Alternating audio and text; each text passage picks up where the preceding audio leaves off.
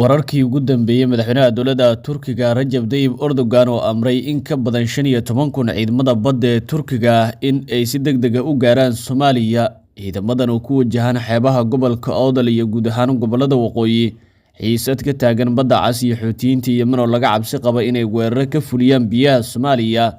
Turkiga oo Soomaaliya ku soo daabulaya maraakiib dagaal oo hor leh iyo diyaaradaha dagaalka ee casriga. Erdogan oo sheegay in Seylac iyo Lughaye ay ka dhisayaan saldhigyo ciidamada Turkiga ah iyo kumanaan ciidamo hor leh oo halkaasi gaaraya. Madaxweynaha Soomaaliya Xasan Sheikh oo Turkiga ka helay ballanqaadyo culus ah, iyo Erdogan oo ballan qaaday in Soomaaliya loo tababari doono in ka badan 30,000 oo ciidamada badda ah. Maraakiib dagaal iyo diyaaradaha dagaalka casriga ee Turkiga oo u ballan qaaday inuu siinayo Soomaaliya. Madaxweynaha Turkiga Erdogan oo ku dhawaaqay in 5 magaalo xeebeed oo Soomaaliya uu ka furayo saldhigyo ciidan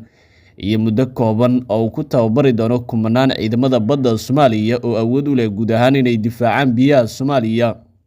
Qodobadaasi kuwo kale ayaa ku faahfaahin doona daqiiqadaha su'aadan daawadayaal.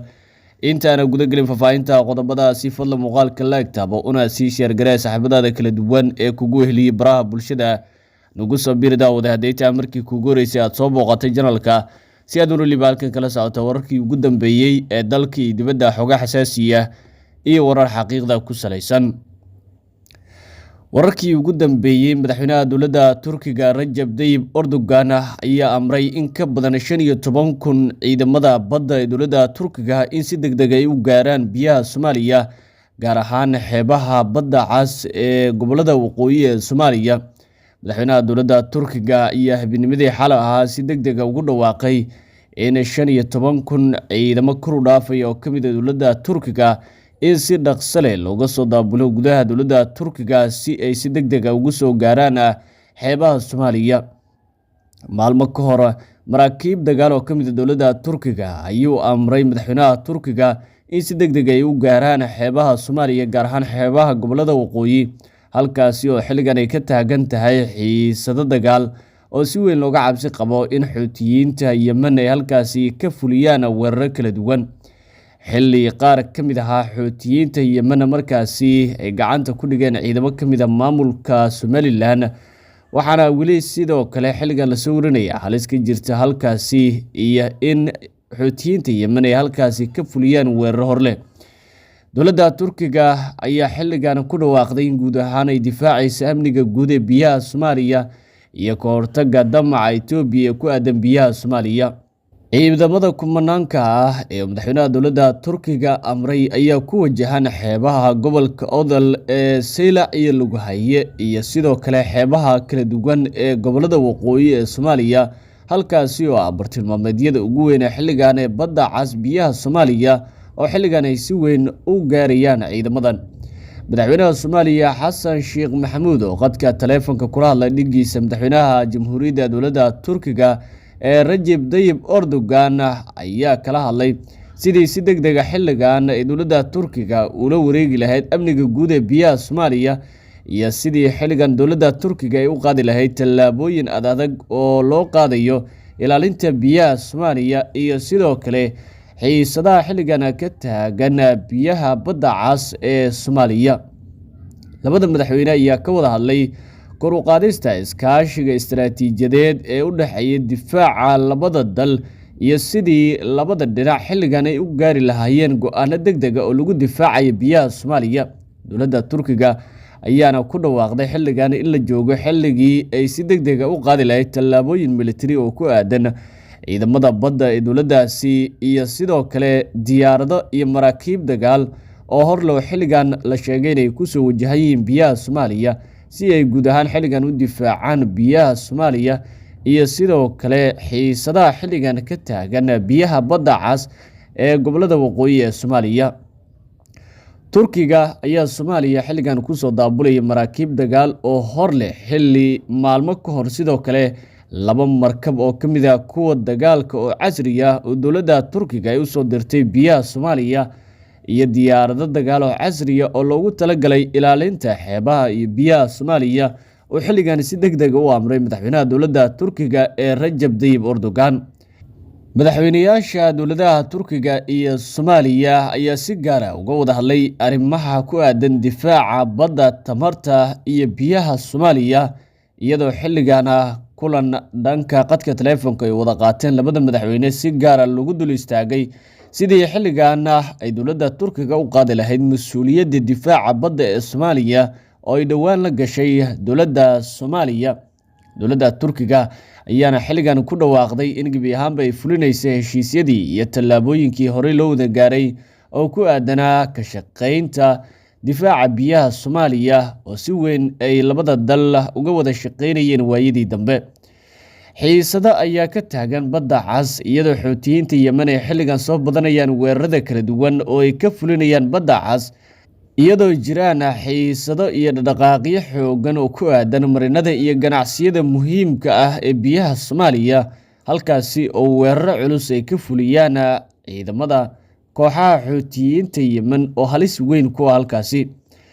iyadoo sidoo kale xilligan taasi ay marmarsiyo ka dhiganayaan dowlado ay qayb ka yihiin Israa'iil iyo Mareykanka oo si weyn u qorsheynaya in halkaasi ay saameyn xooggan ku yeeshaan, sidoo kalena xilligan ay si weyn ugu taageeraan Itoobiya iyo dowladaha kale ee qorsheynaya halkaasi. Dowladda Turkiga oo ka mid ah dowladaha ugu awoodda badan xagga ciidamada badda iyo guud ahaan difaaca ee dalalka horumaray ayaa markan waxa ay qaadaysaa tallaabo weyn oo guud ahaan badda Cas ama biyaha Soomaaliya xilligan loo qaadayo. Erdogan ayaa sheegay in si gaar ah bartilmaameedyadooda ay ka dhiganayaan ilaa iyo 2 magaalo xeebeed oo ka mid ah gobolada waqooyi, gaar ahaan gobolka Awdal, iyadoo si gaar ah xilligan dowladda Turkiga ay u qaadayso tallaabooyin oo ciidamadeeda badda ay ku gaarayaan magaalooyinka Saylac iyo Lughaye, halkaasina sidoo kale ay ka dhisanayaan saldhigyo ciidan oo ka mid ah ciidamada Turkiga ee kumanaanka kor u dhaafaya ee halkaasi gaaraya. Saylac iyo Lughaye waa bartilmaameedka ugu weyn ee Itoobiya oo si weyn u qorsheynaysa tan iyo markii Itoobiya ra'iisul wasaaraha Abiy Ahmed uu heshiis la galay dhigiisa madaxweynaha maamulka Somaliland ee Muuse Biixi, kaasi oo dhigayay in aqoonsiga maamulka Somaliland ku helayo dhiibista mid ka mid ah xeebaha gobolka Awdal iyo sidoo kale saldhig military oo aad u ballaaran oo maamulka Muuse Biixi siinayo. Xanigibi ahaanba muddo bilooyin ah xilligan si weyn markaasi Itoobiya iyo maamulka Somaliland ay uga wada shaqaynayeen helidda Itoobiya ee saldhigga iyo sidoo kale badda gobolka Awdal. Dowladda Turkiga ayaana xilligan qaaday tallaabooyin adag oo looga hortagayo damaca Itoobiya iyo ilaalinta xeebaha gobolka Awdal, iyadoo ciidamadan kumanaanka ee dowladda Turkiga la filayo in halkaasi si degdeg ay u gaaraan. Madaxweynaha Turkiga Rajab Tayyip Erdogan ayaa xaqiijiyay in Turkiga uu garab taagan yahay midnimada dhuleed iyo difaaca midnimada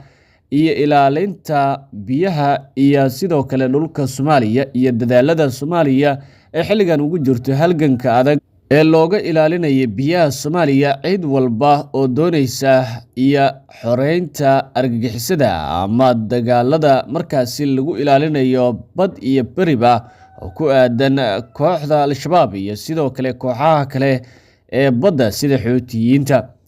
Madaxweynaha Soomaaliya Xasan Sheekh Maxamuud ayaana Turkiga ka helay ballanqaadyo culus oo ku aadan difaaca badda ee Soomaaliya iyo tababaridda ciidamo fara badan oo ka mid ah Soomaaliya.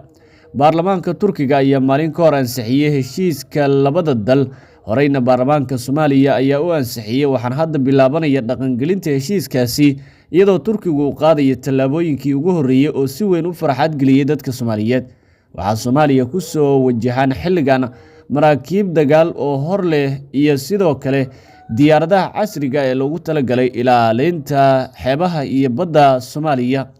Maraakiib dagaal oo maalmo ka hor ka soo ruqaansaday dhanka iyo Turkiga ayaa la filayaa in maalmaha soo aadan ay guud ahaan la wareegaan markaasi amniga biyaha Soomaaliya, iyadoo sidoo kale habeennimadii xal ahaa Erdogan uu ku dhawaaqay in ka badan 15,000 oo ka mid ah ciidamada badda ee Turkiga inay soo gaarayaan biyaha Soomaaliya. Erdogan ayaa sidoo kale Soomaaliya u ballan qaaday in la tababari doono in ka badan 30,000 oo ciidamada badda ee Soomaaliya, kuwaasi oo lagu kala tababari doono magaalooyin xeebeedyo kala duwan sida Saylac, Lughaye, Hobyo, Boosaaso, Kismaayo, Muqdisho iyo magaalooyin kale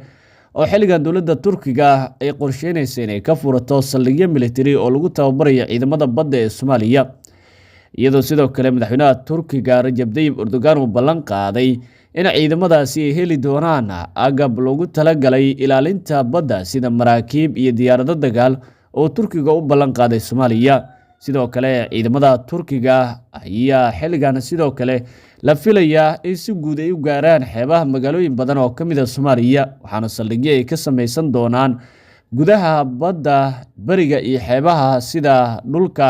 Iskool-Buluusiya oo xilligan loo diyaarinayo saldhiggii ugu weynaa ee magaalada Muqdisho ee ciidamada badda Turkiga oo dhowaan qabuurihii ku aasnaa laga faagay.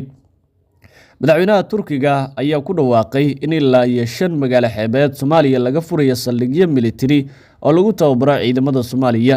magaalooyinkaasi ayaa si gaar ah xilligan loo calaamadeynayaa magaalooyinka Saylac, Lughaye, Hobyo, Boosaaso, Kismaayo, Muqdisho iyo sidoo kale magaalooyin kale.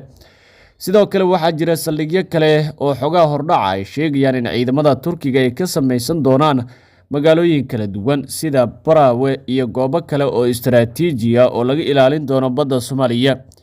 sidoo kale ciidamada Turkiga waxa ay sidoo kale ka qayb qaadan doonaan ayaa lagu yiri warqoraalka ka soo baxay dowladda Turkiga dagaalka ka dhanka Al-Shabaab, si gaar ah duqeymaha tababarada